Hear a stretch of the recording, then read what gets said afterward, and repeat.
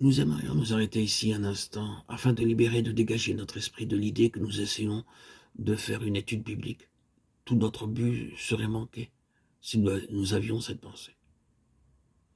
Notre but avec l'aide du Seigneur est de considérer toutes choses au point de vue pratique. Nous appliquons immédiatement l'appel et nous demandons le Saint-Esprit en nous. Nous présente-t-il la plénitude de Dieu en son Fils de manière toujours grandissante? Est-ce là la nature de notre vie spirituelle? S'il n'en est pas ainsi, eh bien, il nous faut avoir un exercice définitif en la présence du Seigneur à cet égard. Car il y a quelque chose qui n'est pas en règle. C'est ce que signifie l'onction. Le Seigneur Jésus dit à Nathanaël désormais, certaines versions disent ensuite, et je pense que beaucoup ont compris par erreur que ça signifiait dans la vie à venir. Vous verrez le ciel ouvert et les anges de Dieu montant et descendant sur le Fils de l'homme. Jean 1, 51. Désormais était naturellement le désormais immédiat. Les jours du Saint-Esprit qui devaient bientôt arriver, avec un ciel ouvert. Nous voyons la pensée, l'intention de Dieu pour son Fils. Ce ciel ouvert, ce fut l'onction pour le Seigneur Jésus. L'Esprit descendit sur lui et le mit en lumière. C'était l'onction sur lui. Il en est de même pour nous. Le ciel ouvert, c'est à partir du jour de la Pentecôte, l'onction de l'Esprit sur Christ en nous. Ce ciel ouvert signifie une révélation toujours grandissante de Christ. Permettez-moi de m'arrêter sur ce point. Je suis ramené en arrière pour insister encore là-dessus. Il ne faut pas ajouter trop tôt d'autres choses à cela. Nous devons nous assurer de notre position au sujet de ces questions. Le ciel ouvert met immédiatement la révélation de Dieu en Christ à notre portée. Il nous permet d'y entrer, de sorte que nous ne dépendions pas avant tout des bibliothèques, des livres, des sermons, ni d'aucune autre chose. La révélation est là, pour nous. Pour autant que le Seigneur juge bon d'employer ces autres moyens pour notre aide et notre enrichissement, nous avons cependant notre propre ciel ouvert, notre entrée libre et claire, sans aucune voûte fermée au-dessus de notre tête. Le Seigneur Jésus devient de plus en plus merveilleux dans notre propre cœur. Car Dieu qui a dit que la lumière brille du sein des ténèbres a fait aussi briller la lumière dans nos cœurs, pour que la connaissance de la gloire de Dieu resplendisse en la personne de Jésus-Christ. 2 Corinthiens 4, 6.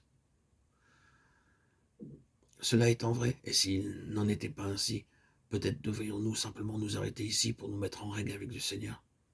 Cela étant donc vrai, le Saint-Esprit se mettra à l'œuvre sur cette base, comme nous l'avons dit, pour nous apprendre 2 ou 3 choses bien réelles. La première de ces choses sera la nature autre de Christ. Oh, combien il est différent de nous-mêmes. Si nous considérons les disciples qui entrèrent dans son école, ce n'était pas l'école du Saint-Esprit dans le même sens que la nôtre, mais le résultat de leur association avec le Seigneur Jésus durant ces trois ans et demi fut exactement la toute première chose qu'ils apprirent. Ce fut combien ils étaient différents d'eux-mêmes. Ils devaient l'apprendre. Nous ne pensons pas qu'ils en étaient frappés au premier abord. Ce sera à mesure qu'ils avanceront qu'ils auront conscience d'être en contradiction avec ses pensées, son esprit, ses voix. Ils veulent l'engager à prendre certaines directions, à faire certaines choses, à se rendre dans certains endroits. Ils cherchent à l'influencer par leur propre jugement, leurs propres sentiments et leurs propres idées. Mais il ne veut rien de cela. Aux noces de Cana en Galilée, sa propre mère, qui avait une certaine idée, lui dit « Ils n'ont pas de vin ». Et lui de répondre « Femme, qu'y a-t-il entre moi et toi? Mon heure n'est pas encore venue. » Qu'y a-t-il entre moi et toi? C'est une faible traduction. Il vaudrait mieux, femme, toi et moi, nous pensons dans 2 domaines différents. Nous n'avons pour le moment rien en commun. Et c'est ainsi que, dans toute leur vie, ils cherchent à lui imposer leur point de vue à l'égard de toute chose. Mais non, ils les refoulent toujours, en leur montrant combien sont autres ses pensées, ses voix, ses idées, ses jugements. Il me semble qu'ils en furent désespérés pour finir. Il aurait pu, lui, désespérer d'eux, s'il n'avait pas su que c'était précisément la place où il voulait les amener. Si nous pouvons saisir cela, nous serons aidés dans nos mauvais mouvements. Seigneur, pourquoi suis-je donc toujours attrapé, toujours pris en faute? D'une manière ou de l'autre, je dis et fais toujours ce qu'il ne faut pas. J'ai toujours tort. Je n'ai jamais l'air d'être dans la même ligne que toi. Je désespère de pouvoir jamais arriver à rien. Et le Seigneur répond, je t'enseigne, c'est tout, délibérément, tout à fait délibérément. C'est exactement ce que je cherche à te faire voir. Avant que tu aies appris cette leçon, nous n'arriverons jamais à rien. C'est lorsque tu auras appris cette leçon à fond que nous pourrons commencer une œuvre constructive. Mais il est nécessaire pour toi d'arriver maintenant à la place où tu reconnaîtras que je suis absolument autre que toi. Et il y a entre nous une telle différence que nous nous mouvons dans deux mondes entièrement opposés. Cet esprit ordinaire de l'homme, même dans ce qu'il a de meilleur, est un esprit autre. Cette volonté de l'homme, même dans ce qu'elle a de meilleur, est une volonté autre. Nous ne savons jamais ce qui se cache derrière nos mobiles, nos intentions, avant que le Saint-Esprit n'ait pénétré jusqu'aux profondeurs de notre être pour nous le faire comprendre.